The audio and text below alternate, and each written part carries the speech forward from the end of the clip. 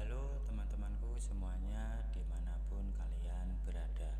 Semoga teman-teman selalu dalam keadaan yang sehat dan selalu dimudahkan dalam mencari rezeki.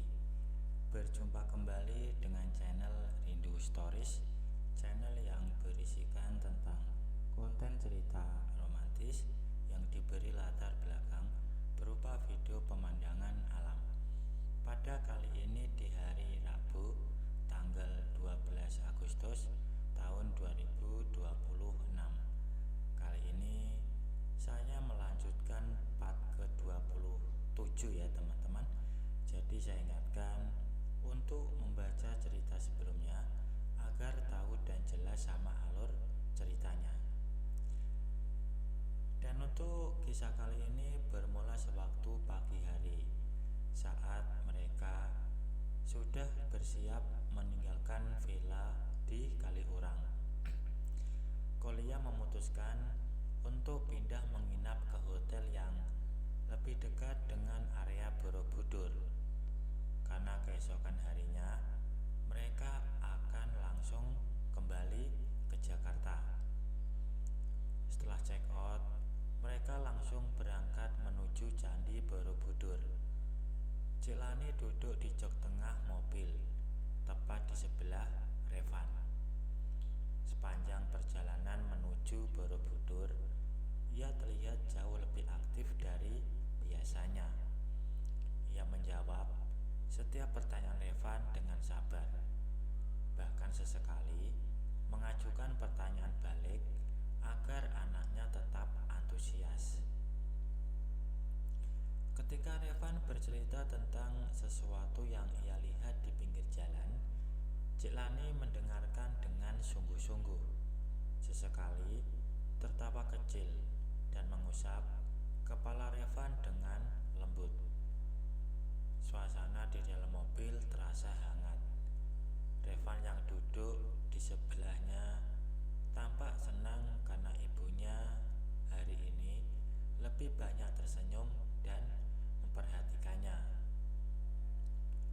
Cilani bahkan ikut bernyanyi kecil ketika Revan menyanyikan lagu yang ia dengar dari HP-nya. Suaranya pelan, namun cukup jelas terdengar hingga ke jok depan. Koliam yang duduk di jok depan sesekali menoleh ke belakang. Ia tersenyum tipis melihat istrinya yang terlihat begitu hangat dan sabar hari itu. Bagi Koliam, pemandangan itu terasa menyenangkan. Cilani yang biasanya sedikit dingin dan jarang banyak bicara, kini terlihat seperti ibu yang sedang menikmati waktu bersama anaknya. Cilani berusaha fokus pada Revan. Ia tersenyum, bercanda, dan bernyanyi kecil.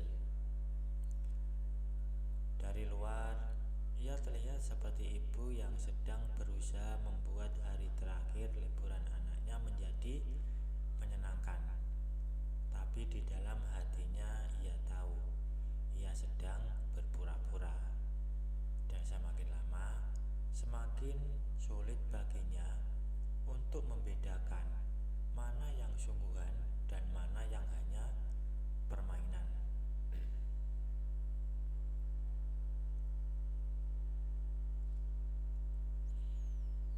Sepanjang hari di Candi Borobudur, Ciklani benar-benar berusaha menjadi ibu yang baik. Ia mengikuti Revan berkeliling, menjelaskan beberapa hal tentang candi, dan ikut bermain serta berfoto bersama anaknya. Ia terlihat lebih sabar dari biasanya. Kolyam bahkan sempat berkomentar kepada Ari bahwa istrinya hari itu terlihat sangat berbeda, menikmati waktu bersama Revan. Di dalam hati Ari ada sedikit rasa getir yang muncul. Ia tahu persis seperti apa Kolyam sebenarnya. Pria yang duduk di depannya itu terlihat ramah dan baik di depan keluarganya. Padahal Ari sudah tahu dari cerita Ciklani semalam bahwa Kolyam sudah lama memiliki banyak wanita lain, baik di dalam negeri maupun di luar negeri.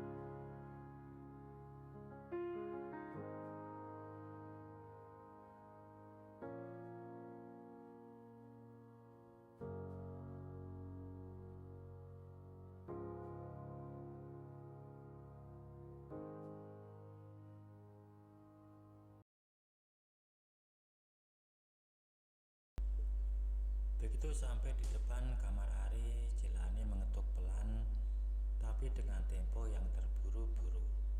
Hanya 2 kali ketukan singkat. Tak lama kemudian pintu terbuka dan Ari muncul di baliknya dengan wajah yang terlihat kaget. Cilani tidak memberi waktu untuk Ari bertanya. Begitu melihat wajah Ari, ia langsung mendorong pemuda itu dengan kedua tangannya, memaksa Ari mundur ke dalam. Ia terdesak mundur beberapa langkah, sementara Cilani masuk dengan cepat dan menutup pintu di belakangnya dengan satu tangan. Suara pintu yang tertutup terdengar cukup keras di dalam kamar yang sunyi. Begitu pintu tertutup, Cilani langsung mendekat ke arah Ari dan mulai memberi tanda kepada Ari. Namun Ari tidak membiarkan Cilani mengendalikan sepenuhnya. Dengan langkah yang cepat dan tegas, ia merubah tempat mereka.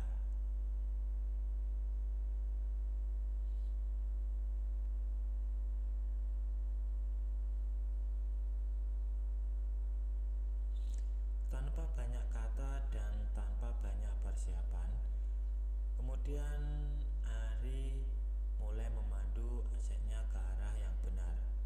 Cilani mengeluh pelan tapi tajam, karena ia sudah sangat sah aset Ari bisa lewat dengan mudah. Ari melakukan itu dengan langkah yang kuat dan stabil. Tidak ada jeda yang lama. Suara dari acara itu terdengar pelan namun jelas di dalam ruangan yang sunyi. Karena sudah sangat terpengaruh setelah menahan keinginannya sepanjang hari, Cilani tidak bisa bertahan lama. Setelah itu, Cilani berkata kepada Ari bahwasanya ia harus balik kembali ke kolam renang karena Koliam dan Evan menunggu. Ada rasa sedikit enggan yang samar terdengar di ujung kalimatnya, seolah ia sendiri pun tidak sepenuhnya ingin pergi sekarang. Ari mengangguk pelan. Ia tidak memaksa Cilani untuk tinggal lebih lama, hanya menatapnya dengan lembut. Matanya yang tenang memperhatikan wajah Cilani yang masih terlihat sedikit kacau. Cilani menatap Ari beberapa saat lebih lama dari yang seharusnya. Ada sesuatu yang ingin ia katakan, tapi kata-kata itu terasa berat di lidahnya. Ia ingin meminta maaf karena meninggalkan Ari dalam keadaan masih terpengaruh. Ia ingin mengatakan sesuatu yang lebih panjang, tapi ia tahu tidak ada waktu. Akhirnya, ia hanya mengangguk kecil hampir tanpa suara, buru-buru berbenah kembali. Setelah merasa cukup rapi, Cilani berbalik dan berjalan menuju pintu dengan langkah yang agak tergesa-gesa. Ia membuka pintu pelan, melonggok keluar untuk memastikan koridor sepi, lalu keluar tanpa mengucapkan kata-kata perpisahan lagi. Di ujung koridor, Mbak Sari berdiri agak tersembunyi. Ia melihat Cilani keluar dari kamar Ari dengan tergesa-gesa. Wajahnya datar, tapi matanya melihat dingin dengan penuh dengan kecurigaan.